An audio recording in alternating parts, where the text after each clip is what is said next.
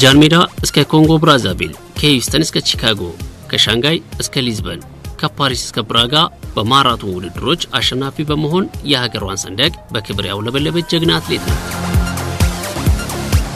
ከገጠራማው የመኖሪያ ቀያቸው ራቅ ብሎ ወደሚገኙ ትምህርት ቤቶች በሰዓቱ ለመድረስ ማልዶ ተነስተው በወጉ ባልጠነከሩ ትንንሽ እግሮቻቸው በፈጣን ሩጫቸው ዳገቱን እየወጡ ቁልቁለቱን እየወረዱ ከትምህርት ቤታቸው ደጃፍ በሰዓቱ የተገኙ ትምህርታቸውን የመከታተል ምልልሶች የበርካታ ኢትዮጵያውያን አትሌቶች የአትሌቲክስ ሕይወት ጅማሮ ታሪክ ነው። በልጅነት እድሜያቸው ወደ ትምህርት ቤት በመሮጥ የጀመሩት ሩጫ ሀገራቸውን ወክሎ በዓለም አቀፍ የአትሌቲክስ ውድድሮች ላይ ይገኙ ዘንድም መሰረት የጣሉበት ነበርና እንደርሱም ውድድሮቹን በአሸናፊነት እያጠናቀቁ የሀገራችንን ስም በክብር እያስጠሩ ሰንደቋንም በዓለም አደባባይ በኩራት አውለበለቡ። እነዚህን ጀግኖች የሀገራችንን አትሌቶች እያዩ ያደጉ እንደነሱም ለመሆን የተመኙ ፈለጋቸውንም ተከትለው በተራቸው የተሳተፉበት ውድድሮችን ድል ያደረጉ ለራሳቸውም ሆነ ለሀገራቸው ክብርና ኩራትን ማጎናጸፍ ከቻሉ ውስጥ ጀግናው አትሌት የብርጓል መለሰ አንዷ ናት።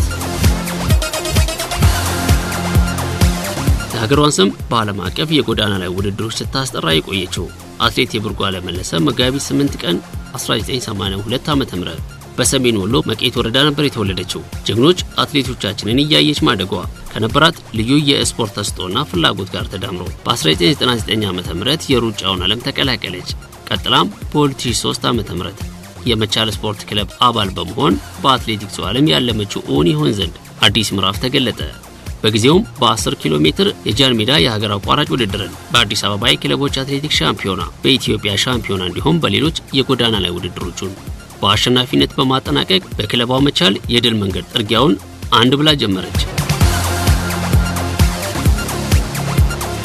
54 ኢንተርናሽናል ውድድሮችን ማድረግ የቻለችው አትሌቷ በ2013 በፖላንድ በተካሄደው የዓለም አቋራጭ ውድድር ላይ በቡድን ሀገራችን የብር ሜዳሊያን ስታገኝ የቡድኑ አባልም ነበረች።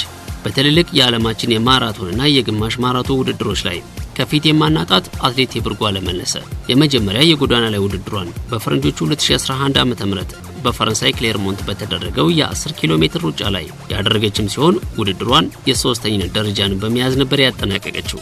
እንደ ኢሮፒያን አቆጣጠር በ2015 በኮንጎ መዲና ብራዛቪል በተካሄደው የመላው አፍሪካ ጨዋታዎች የግማሽ ማራቶን ውድድር ላይ የነሐስ ሜዳሊያን አስገኝታለች። አትሌት የብርጓል መለሰ በግል ባደረገቻቸው ውድድሮች እንደ ኢሮፒያን አቆጣጠር በ2015 በ43ኛው የሂውስተን ማራቶን 2:23 የሆነ ፈጣን ሰዓትን በማስመዝገብ ድል አደረገች።